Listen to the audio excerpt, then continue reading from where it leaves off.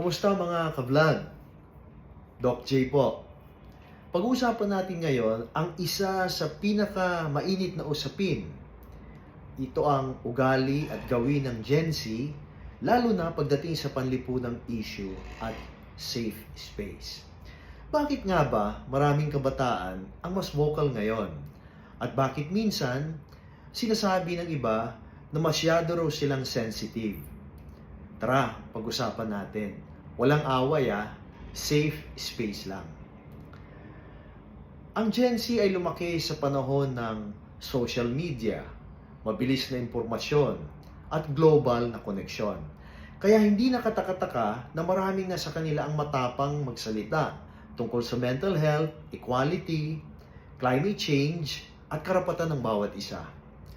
Kung dati tahimik lang ang kabataan sa mga usaping panlipunan, ngayon nakikisali na sila sa mga diskusyon. Pero minsan, dito rin nagkakaroon ng hindi pagkakaintindihan sa pagitan ng Gen Z at sa mga mas nakakatandang henerasyon. Ano nga ba ang safe space? Kapag sinabing safe space, hindi ibig sabihin na bawal na ang opinyon ng iba.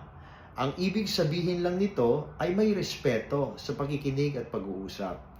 Para sa maraming Gen Z, mahalaga na ang isang lugar, online man o offline, ay ligtas para sa pagpapahayag ng saloobin na walang pangungutya o pangmamaliit.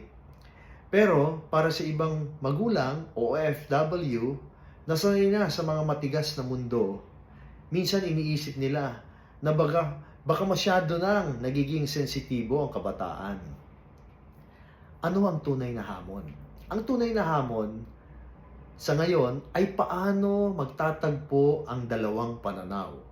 Ang karanasan ng mga magulang at OFW ay bunga ng hirap, sakripisyo at disiplina. Samantalang ang Gen Z ay lumalaban para sa mas bukas na pag-uusap tungkol sa emosyon, mental health at karapatan. Sa totoo lang, pareho lang silang may gustong mangyari. Isang mas maayos at mas makatarungang lipunan. Kaya ang tanong, ang safe space ba ay tanda ng pagiging mahina? O isa itong paraan para mas maging maayos ang pakikipag-usap ng bawat henerasyon? Sa huli, baka ang kailangan lang talaga natin ay mas maraming pakikinig kaysa paghuhusga. Ako po si Doc J at itong paalala, ang tunay na safe space ay nagsisimula sa respeto.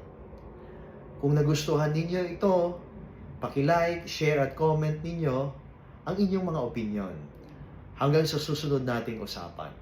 Maraming salamat.